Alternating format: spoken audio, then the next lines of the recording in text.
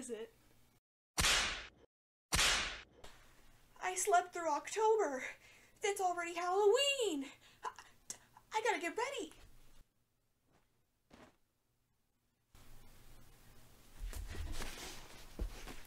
There. That's more like it. Okay, let's get started.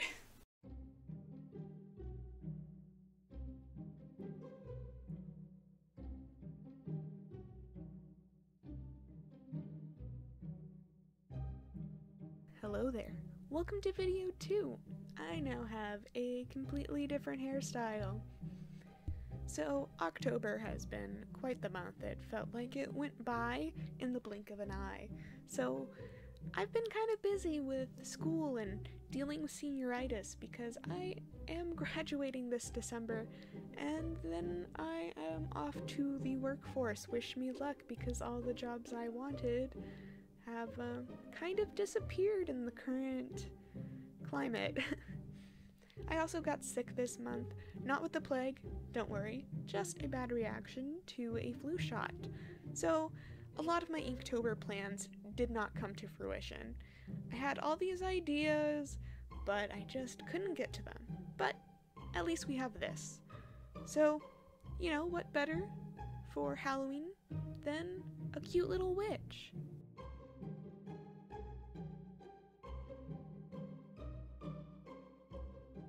I also feel like this witch, in particular, really embodies the spirit of Inktober.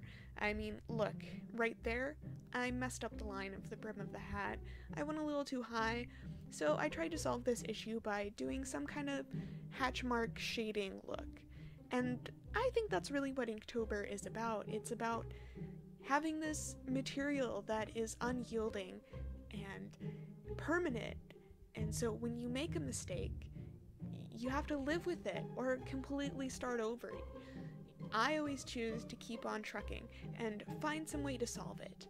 And this witch gave me a lot of problems to solve.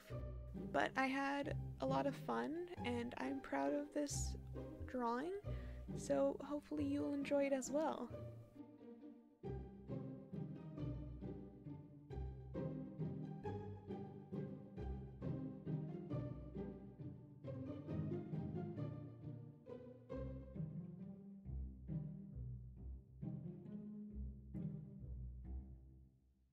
I actually used masking fluid for the first time in this drawing, and possibly for the last, as you'll see in a minute. Maybe not the best time to use a new material, though I really wanted a nice clean wash against this moon. I wanted the lines to be nice and crisp, and I didn't want to have that look where you can tell the paintbrush was just trying to get in all the nooks and crannies and not go over the lines. I just wanted it to be nice and smooth, and masking fluid allows you to do that.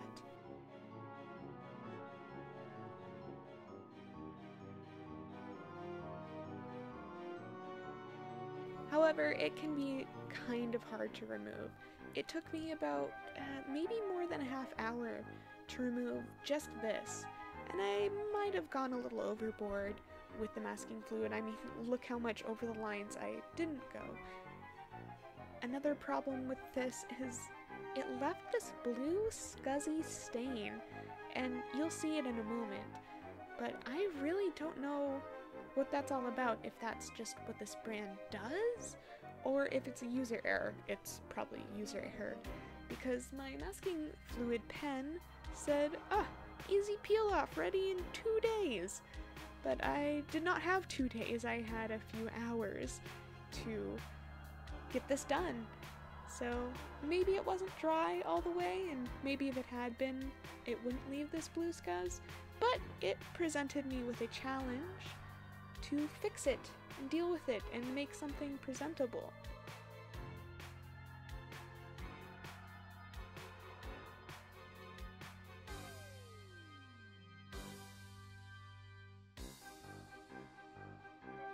So what are you guys doing for Halloween? Let me know. Hopefully you're doing something safe and fun.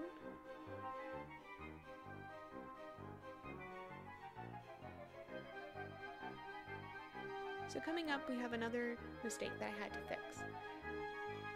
So on the fourth button on these boots, my ink went a little too much in the lines that it made it not worth having that speck be a button. So I decided, she doesn't need 5 buttons, we can go down to 3. And I think that is an example of problem solving with these kinds of materials. And that's kind of why I really like using inks, because it is super permanent and you just have to deal with things. I really hate working with materials such as charcoal because you can always go back and fix it and keep working at it, and that drives me nuts because I'm kind of a perfectionist, and if I can go back and fix things, I'll be fixing them for eternity. So by having a material that dries, I have a time limit. You know, it keeps me on a schedule. When the ink's dried, you're done. It's over. No takesies, backsies. When it's done, it's done. It's one chance. And that sounds really stressful to a lot of people, and that's why Inktober is a challenge, but to me it's where I thrive and enjoy myself the most.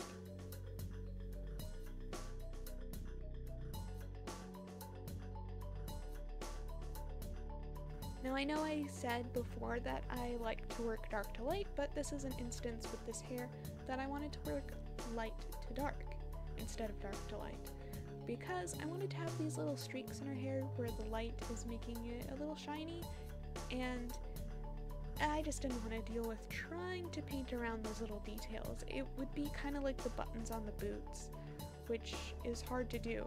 So instead, you just paint around a whole entire thing of a lighter color, which makes that easier.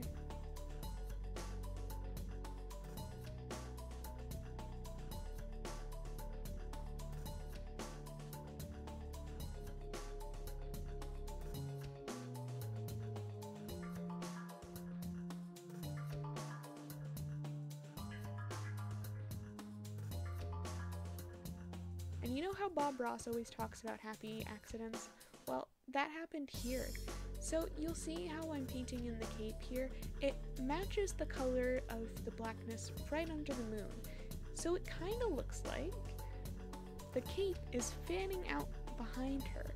And now this is just an accidental way that the ink's dried with added water. But I really like how it turned out. It gives it more of a dramatic flair and this natural, magical look because it's not bound by lines. I managed to make this color for the broomstick by mixing together orange and yellow inks, but poorly, so that you could still distinctly see both colors in the little puddle of ink. That way, when you paint with it, it's kind of streaky and gives you tonal variation, gives you that kind of look like maybe there's individual pieces of straw. Also, to anyone who was wondering about the sleeve, there you go, I did it. I painted it in. Now you'll see that I just showed you guys my tester sheet, and it is full of these gross colors that I was trying to make into a skin tone. And actually right here I'm using Tombow markers, which are these water-based markers that you can blend, but I'm using them because my white India ink has always been weird and crazy. It's a little chalky, but it doesn't want to dry. India ink dries fairly quickly, but my white ink will take all night to dry, and it activates the colors below it. It's almost like it's melting the pigment below it and creating the cesspool of muck and muddiness, and it's just weird and gross, and I don't think you can make a satisfying skin tone without a white pigment, especially not with the brown that comes in the set, which I'm not particularly fond of. It's a little ruddy and thin, so I usually never mix colors with that anyway, but I was on limited options. However, I do have a skin tone set of Tombow markers, so that came in handy here. And I decided to go with a darker skin tone because I could cover up some of that blue staining. There's an example of fixing the mistakes by thinking up new ideas to move forward.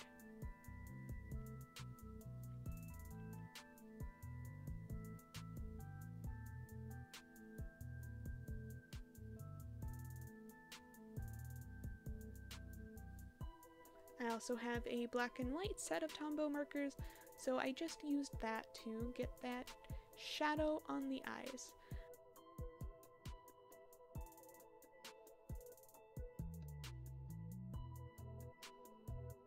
And here I am using some acrylics to paint over that scuzzy blue stain by making it a light blue moon. My original intention was to have it be white or have the faintest hint of yellow, because spooky moons are like that, but unfortunately if I did that, the moon would turn green. But I think this is another instance of a happy accident, because this year's full moon on Halloween, I do believe, is a blue moon. Correct me if I'm wrong. I will be really embarrassed if I am. But in either case, I have decided to make this a blue moon, because otherwise it's an ugly mess. And I think that works better overall anyway, because the picture here has more of a cool kind of tone with the purple all over her outfit and hair, so this gels with it really well, whereas yellow might stick out oddly. So that's really an instance of a happy accident. You know, that wasn't my plan, and that's how it ended up, and I really like it. Okay, that's it for me this Halloween. Hopefully next year, maybe we'll see a bit more when the world isn't ending. If you like this video, send it to a friend. Leave a like, comment, subscribe. Play us out, little funky skeleton.